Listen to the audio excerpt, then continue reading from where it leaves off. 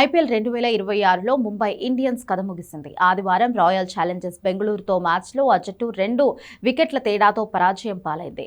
అయితే ఈ మ్యాచ్కు రెగ్యులర్ కెప్టెన్ హార్దిక్ పాండ్యా దూరమయ్యాడు. లక్నో సూపర్ జైంట్స్తో మ్యాచ్లోనూ అతడు ఆడలేదు. దీంతో అతనికి ఏమైంది? ఏమైనా గాయమా? లేక కావాలనే పక్కన పెట్టారా అనే ప్రచారం కూడా జరుగుతోంది. అయితే ఇదే ప్రశ్నలపై ముంబై హెడ్ కోచ్ మహేలా జయవర్ధనే స్పందించాడు. హార్దిక్ పాండ్యా వెన్నునొప్పితో బాధపడుతున్నాడని జయవర్ధనే వెల్లడించారు. ఇప్పటివరకు అతడు పూర్తిగా కోలుకోలేదని, వైద్యుల పర్యవేక్షణలో ఉన్నాడని చెప్పాడు. ఈ కారణంగానే కొన్ని రోజులుగా ప్రాక్టీస్ కూడా చేయట్లేదని, అతడి విషయంలో తాము రిస్క్ తీసుకోవాలని అనుకోవడం లేదని అన్నాడు. కోలుకునే ప్రక్రియ అనేది రోజువారీ ప్రతిపాదికన ఉంటుందని జయవర్ధనే ఫిట్నెస్ సాధించాకే నిర్ణయం తీసుకున్నామన్నాడు.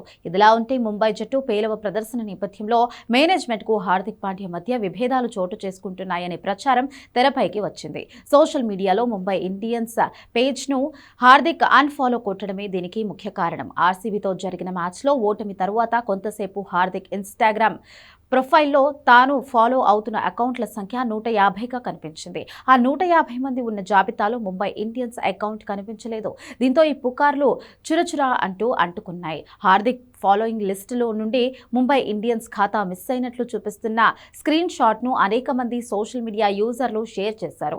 కొన్ని నిమిషాల వ్యవధిలోనే హార్దిక్ పాండ్యా ఇన్స్టాలో ఫాలోవర్ల సంఖ్య మళ్లీ 151కి మారడాన్ని అభిమానులు గమనించారు.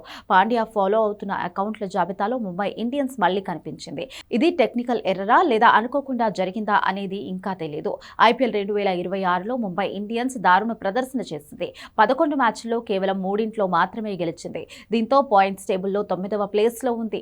ఈ సీజన్లో తమ తొలి మ్యాచ్లో ముంబై గెలిచింది. కానీ ఆ తర్వాత వరుసగా ఓటములు నమోదు చేసింది.